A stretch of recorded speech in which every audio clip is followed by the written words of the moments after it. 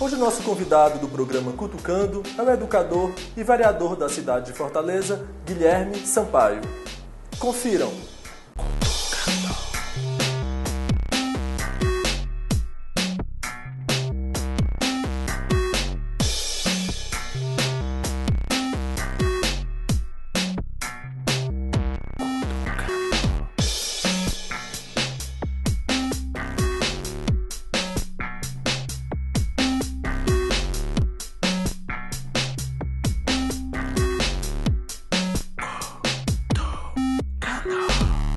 Guilherme Sampaio, é um prazer tê-lo conosco em mais um Cutucando. Vamos começar com a questão que diz respeito à cidadania. Qual a relação que o senhor vê entre educação, política e cidadania? Bom, em primeiro lugar, é um prazer conversar com os alunos da Faculdade Zinta, com você, a respeito desse tema que é tão central na construção de uma sociedade mais justa.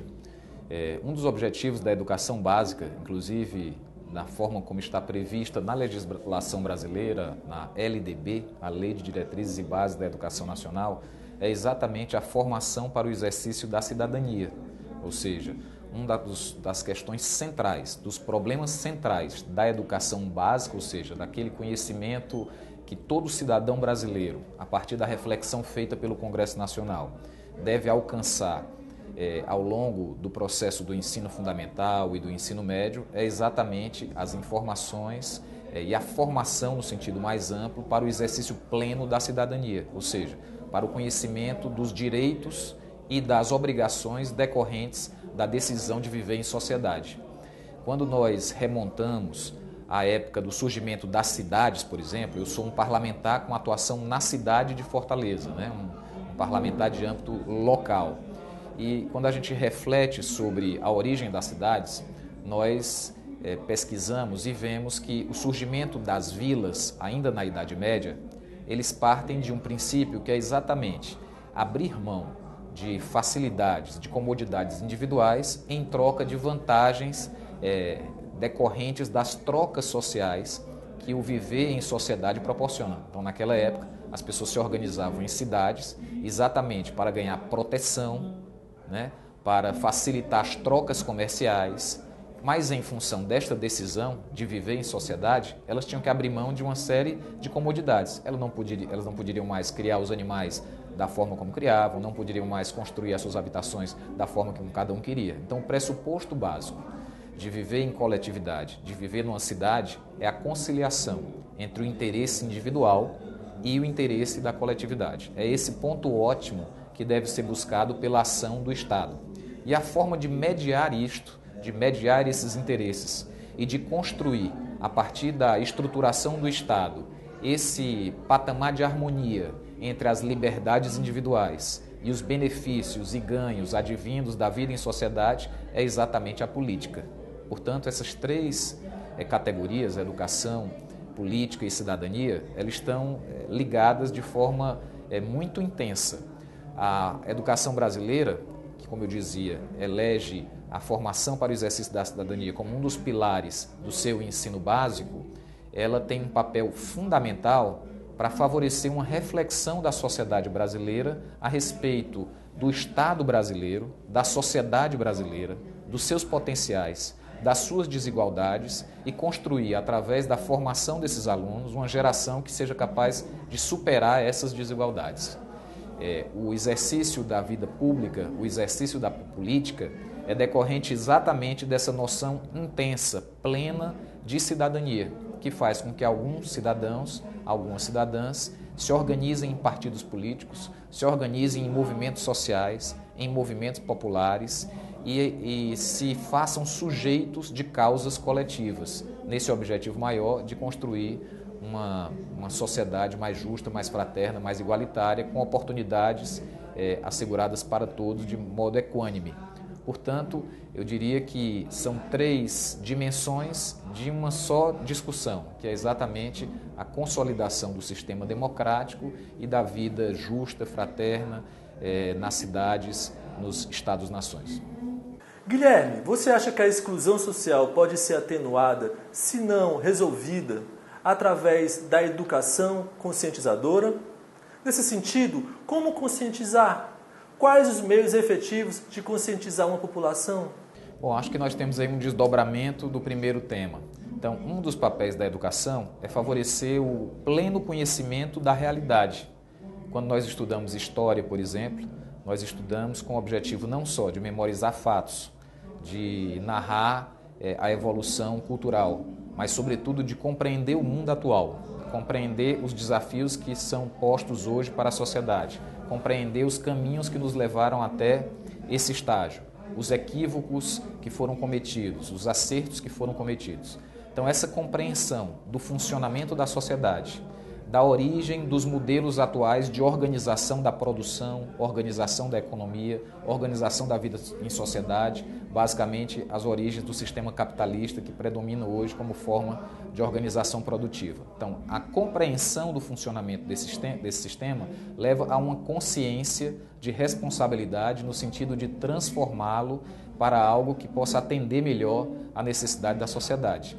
Portanto, o pressuposto básico de transformar a realidade é exatamente conhecer e compreender essa realidade.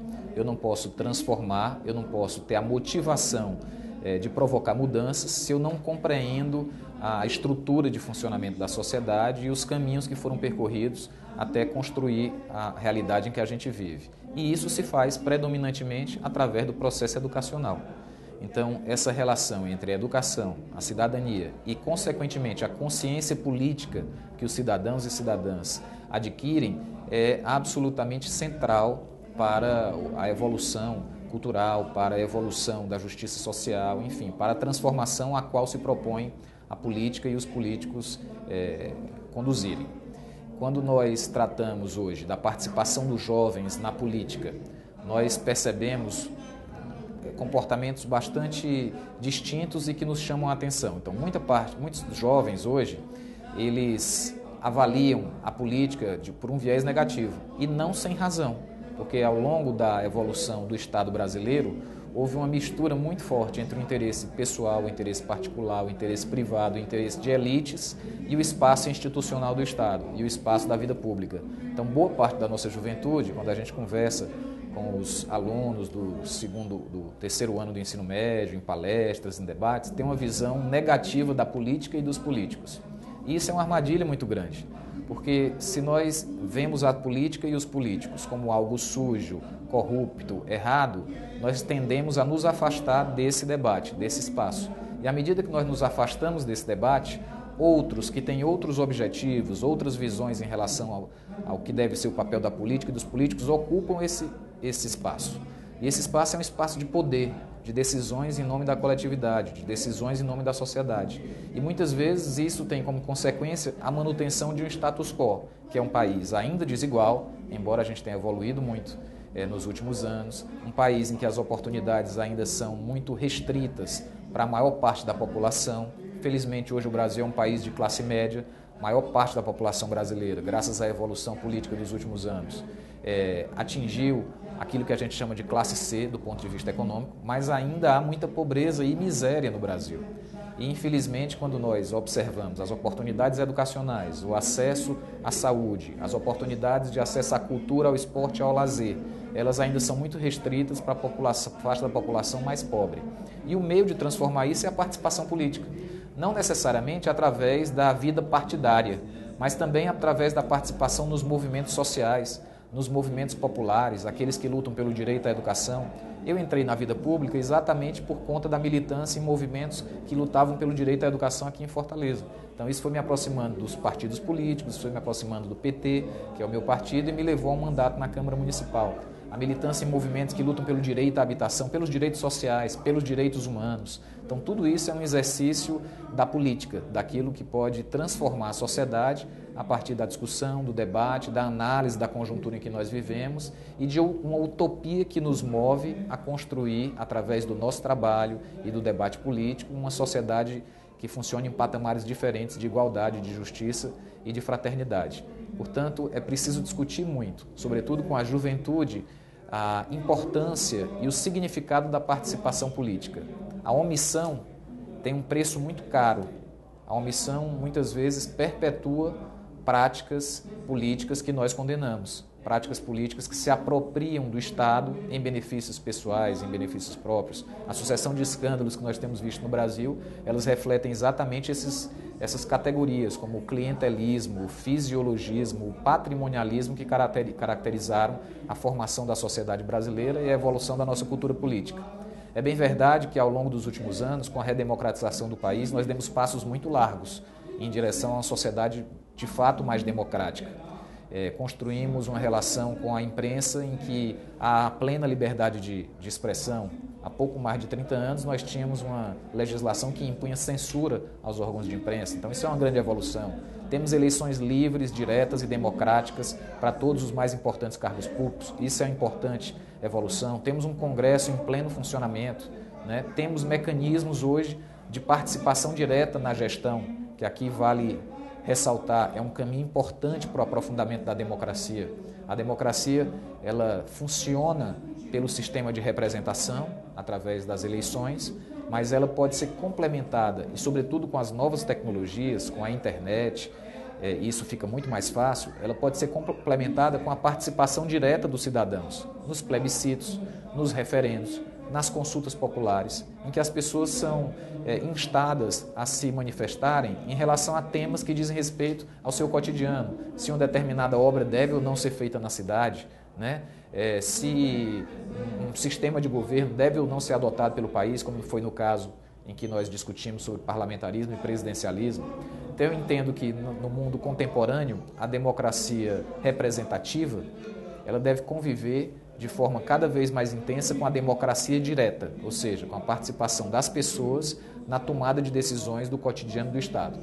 E há experiências muito interessantes nesse sentido. Quando nós falamos de Fortaleza, por exemplo, nos lembramos do orçamento participativo, implantado em 2005 pela prefeita Luiziane Lins, que representa uma maneira diferente de fazer o orçamento do município em relação às práticas anteriores. Através do orçamento participativo, a cidade se organiza em assembleias regionais, cada bairro tem as suas assembleias, determinadas categorias que historicamente foram excluídas dos direitos sociais, como pessoas com deficiência, mulheres, negros, crianças e adolescentes que sofrem a discriminação de uma forma mais exacerbada. Tem assembleias específicas para esses públicos e o orçamento da cidade é montado a partir do que essas assembleias estabelecem como prioridade para a administração.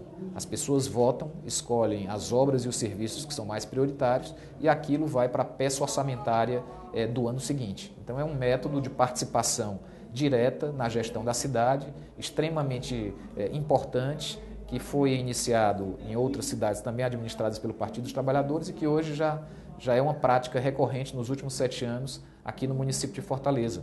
Outras experiências podem complementar essa participação. A ideia de compor conselhos para determinadas áreas de políticas públicas. Aqui na cidade, por exemplo, eu tenho a oportunidade de integrar algum desses conselhos que foram recentemente criados. O Conselho de Juventude, que reúne os movimentos de jovens da cidade para discutir as políticas públicas, cobrar, fiscalizar o governo, apresentar propostas. O Conselho Municipal de Educação, que também tem um papel de regulamentar a oferta de educação pelo município, fiscalizar essa oferta, autorizar o funcionamento de escolas. O Conselho Municipal de Política Cultural, que discute as políticas públicas no âmbito da cultura, também fiscaliza o município. Além dos conselhos em que a sociedade participa diretamente, através de representações, nós temos também as experiências das conferências temáticas. Então, em cada uma dessas áreas, cultura, educação, juventude, no caso do município de Fortaleza, tem acontecido conferências abertas à população. No caso do Conselho Municipal de Juventude, por exemplo, ele realizou há algum tempo a Conferência Municipal de Juventude. Então, qualquer cidadão até 29 anos de Fortaleza que se interessava em discutir o papel e as políticas para a juventude em Fortaleza podia se inscrever e participar. E o resultado desse processo foi um plano, o Plano Municipal de Juventude, que estabeleceu objetivos e diretrizes para os próximos 10 anos, independente de quem seja o prefeito, independente de quem seja a prefeita. Essa lei, aprovada aqui na Câmara e produzida de forma participativa pelos jovens da cidade, estabeleceu as diretrizes para as políticas de juventude na área de acesso ao emprego e à renda, à educação, à cultura, ao esporte e ao lazer. Então eu entendo que a democracia representativa, associada à democracia direta, ela pode trazer muito mais qualidade, muito mais foco às políticas públicas e azeitar a máquina estatal para produzir justiça social. Guilherme, e sobre a Comissão de Educação e Cultura da Câmara Municipal da cidade de Fortaleza, o qual você preside, nos fale a respeito. Bom, a Comissão de Educação, Cultura, Esporte e Lazer da Câmara Municipal, ela tem basicamente dois papéis formais. O primeiro deles é apreciar os projetos de lei que se relacionam com educação, cultura, esporte e lazer antes que eles sejam votados pelo plenário da Câmara. Então, quando alguém apresenta um projeto de lei sobre qualquer uma dessas áreas, esse projeto, em primeiro lugar, segue para a Comissão de Legislação da Câmara e daí vai para a Comissão de Educação. Na Comissão de Educação, nós designamos um vereador para ser o relator. E esse relator elabora um parecer se posicionando sobre aquela matéria. Um parecer que vai dizer se a Comissão de Educação entende aquela proposta como uma boa ideia para a cidade de Fortaleza ou rejeita aquela proposta. E em seguida, esse projeto vai ser votado no plenário pelos 41 vereadores. E o parecer da Comissão de Educação é como uma orientação aos vereadores. A comissão é composta por 7 parlamentares que se dedicam mais a essas temáticas, como eu falei agora há pouco, educação, cultura, esporte e lazer. Por exemplo, há algum tempo atrás nós votamos aqui uma legislação que estabeleceu o direito à carteira de estudante gratuita para os alunos da rede pública. E naquela oportunidade eu pude negociar 2 emendas a essa proposta. Uma que garantiu a carteira gratuita também para os alunos beneficiados do ProUni, né? Acho que talvez a faculdade tenha alguns alunos também beneficiados pelo ProUni, por essa legislação eles têm direito à carteira gratuita, e também para os alunos que estavam cursando os cursinhos populares oferecidos pela Prefeitura de Fortaleza, que são conhecidos como POP4, é o pré-vestibular popular que atende mais de 1.000 alunos, promovido pela Secretaria de Educação. Então, leis como essa, antes de serem votadas no plenário, são encaminhadas à Comissão de Educação, que vai discuti-las, pode propor emendas para aprimorar essas leis, e isso representa uma orientação para o plenário da Casa votá-las. A outra função da Comissão de Educação, Cultura, Esporte e Lazer é exatamente fiscalizar, acompanhar as políticas públicas municipais nessas áreas. Então, nesse sentido, a comissão realiza visitas a escolas, por exemplo, para conhecer o funcionamento dessas escolas, verificar a disposição de professores para ministrar as aulas nessas escolas, o funcionamento da alimentação escolar, se está adequado, se não está adequado, a estrutura física dessas escolas, discutir a política de educação, a política de valorização dos professores.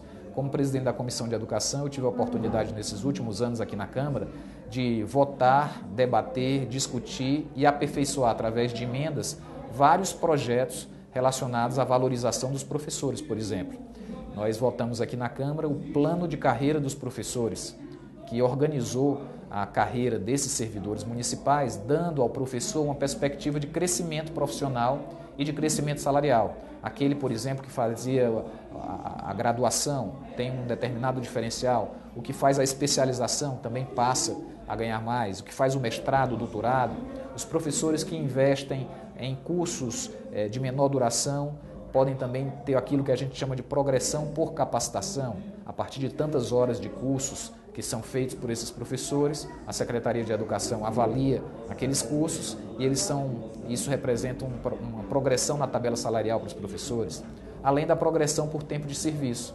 A cada 2 ou 3 anos, os professores evoluem também na tabela salarial em função do tempo de serviço. Então, esse tipo de discussão sobre a valorização do professor, as condições de trabalho, a qualidade da educação pública, fazem parte do debate cotidiano da Comissão de Educação, Cultura, Esporte e Lazer da Câmara Municipal de Fortaleza. Além disso, desses 2 papéis, que é legislar, apreciar as leis sobre educação, cultura e esporte, e também fiscalizar, a Comissão de Educação é também porta-voz da sociedade.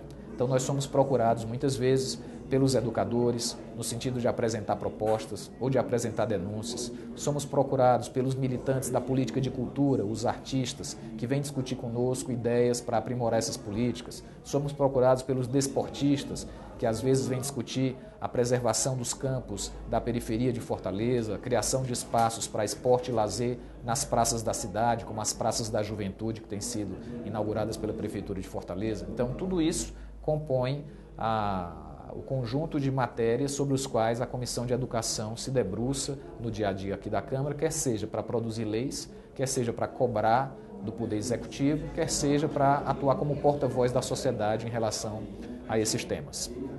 Guilherme, pegando um gancho com a pergunta anterior, entendendo a educação enquanto elemento de conscientização e transformação social, nesse sentido, como você percebe a educação na nossa contemporaneidade enquanto elemento de busca de cidadania?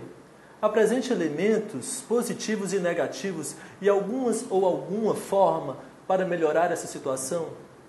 Bem, eu acho que essa geração, vive um momento muito interessante da história da humanidade, porque é um momento de mudança muito significativa e muito rápida.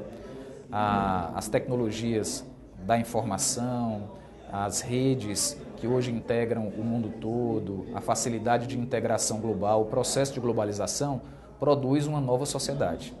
E de forma muito rápida, os processos de comunicação, de articulação, de produção, eles estão sendo alterados. E acho que as escolas precisam evoluir também nesse sentido. Muitas vezes me preocupa o fato de ver muitas escolas, as escolas mais tradicionais, digamos assim, funcionando basicamente como funcionavam as escolas de 50, 100 anos atrás, né? Então é preciso perceber que há um novo mundo, há uma nova forma de produção, há uma compreensão também mais ampla sobre o que é o conhecimento e as maneiras de adquirir conhecimento. Está superada aquela etapa em que se adquiria conhecimento unicamente recebendo informações de forma passiva. Então o professor é aquele que detém o saber, detém o poder e detém a informação, e o aluno é aquele que recebe essa informação passivamente, memoriza essa informação. Essa sociedade contemporânea ela exige um outro processo educacional, em que o aluno ele é participante, aluno e professor interagem continuamente na construção de conhecimento. E esse conhecimento não se produz somente assistindo aulas numa sala fechada. Esse conhecimento se produz tendo experiência no mundo real, no mundo do trabalho. Esse crescimento se produz através de trabalhos coletivos, não somente de trabalhos individuais. Esse conhecimento se produz através das pesquisas de campo. Esse conhecimento se produz através do uso das tecnologias sociais, que estão revolucionando as comunicações e o modo de produzir. Portanto, eu entendo que as escolas precisam, vamos dizer assim, acelerar a compreensão dessa mudança de paradigma, de forma de organização da sociedade, de comunicação, de acesso ao conhecimento, do processo produtivo, de maneira que elas estejam em sintonias com as necessidades do mundo contemporâneo. Vale registrar que as escolas são ainda, fazendo uma avaliação positiva, guardiãs de um espaço de cuidado e de zelo pelo conhecimento que deve ser valorizado pela nossa sociedade. No entanto, a crise que a gente vive, por exemplo, do ponto de vista ambiental, a própria crise política, todas essas realidades, elas interferem diretamente no papel da escola. Então, elas pedem da escola uma atualização dos seus projetos pedagógicos no sentido de produzir saídas para esses impasses que o mundo está enfrentando. Quando nós discutimos, por exemplo, a crise ambiental, né? Uma crise de proporções muito profundas para a sociedade global, uma crise que pode colocar em risco a existência e a vida e a sustentabilidade no planeta. Então, que respostas os modelos pedagógicos hoje em vigor estão dando para essas crises? Estão dando respostas mais no nível do conhecimento, que são importantes, né? Estão dando respostas no sentido de produzir nas próprias escolas práticas sustentáveis, de maneira que os alunos experimentam naquele microambiente, naquela microsociedade, novas formas de relação com os meios materiais, que se revelam sustentáveis em relação a esses recursos. Então, em que medida a escola contemporânea responde a essas crises? Quando nós falávamos agora há pouco da crise de representação da política, da democracia representativa, que tipo de reflexão a escola faz quando os alunos perdem o interesse por essa temática, quando os alunos perdem a confiança pela participação política, né? De que maneira esse exercício político é vivido no dia a dia das escolas, de que maneira um certo autoritarismo, ou seja, um modelo mais tradicionalista, perpetua nesse microambiente contradições que nós queremos transformar na sociedade como um todo. Então, são reflexões fundamentais para a escola formar pessoas aptas a produzir um mundo sustentável, a produzir uma sociedade mais justa. Quais são as saídas, por exemplo, para as crises graves do sistema capitalista, de um modo de produção que seguidamente acumula recursos e acumula riqueza para uma pequena parcela da população, produz avanços fantásticos do ponto de vista da tecnologia, mas não supera a miséria num continente inteiro, como é o caso da África, ou em partes de um continente, como é o caso aqui do Brasil. Então, que reflexão se faz sobre o funcionamento desse sistema produtivo e sobre as alternativas a esse sistema produtivo? Então, a escola ela não é uma ilha, ela está numa sociedade que enfrenta várias dessas crises. Essas são dimensões de uma crise mais ampla, do modelo civilizatório que nós estamos construindo. E as escolas precisam formar pessoas capazes de compreender e de criar formas alternativas de se relacionar, de produzir, de compartilhar riqueza.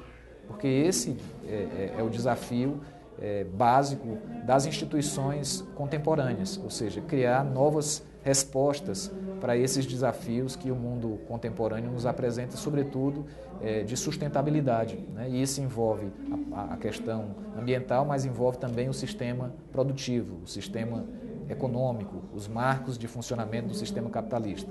Hoje tem surgido formas muito interessantes de economia solidária, de novos modos de produção colaborativo, e as redes sociais elas favorecem muito isso. A internet, que por um lado dinamizou muito as relações da economia, ela também descentralizou o poder, porque qualquer cidadão em qualquer parte do mundo é capaz de produzir conhecimento, é capaz de iniciar um movimento, é capaz de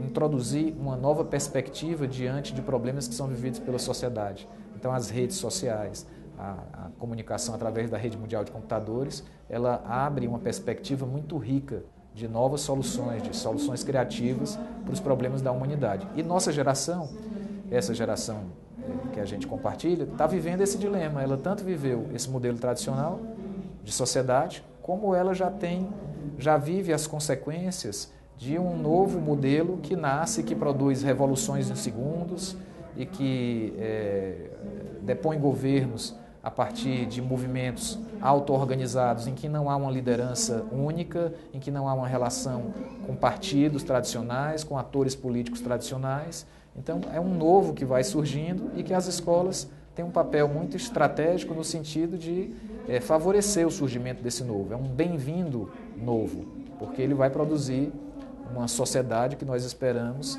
mais justa, que supere os problemas graves que ainda enfrentamos, uma sociedade de oportunidades mais amplas, uma sociedade sem miséria. Não se justifica com o avanço da ciência, da tecnologia, com o crescimento da economia tão grande. O Brasil hoje é a 6ª economia do mundo. Não se justifica haver pessoas no mundo que ainda vivem em situação de miséria.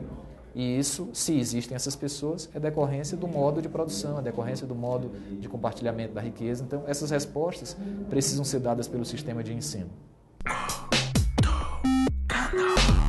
E assim encerramos mais um programa Cutucando. Espero que tenham gostado e não deixe de assistir ao nosso próximo programa, na próxima terça, aqui na TV Interaja, no endereço eletrônico www.tvinteraja.com.br. Tchau.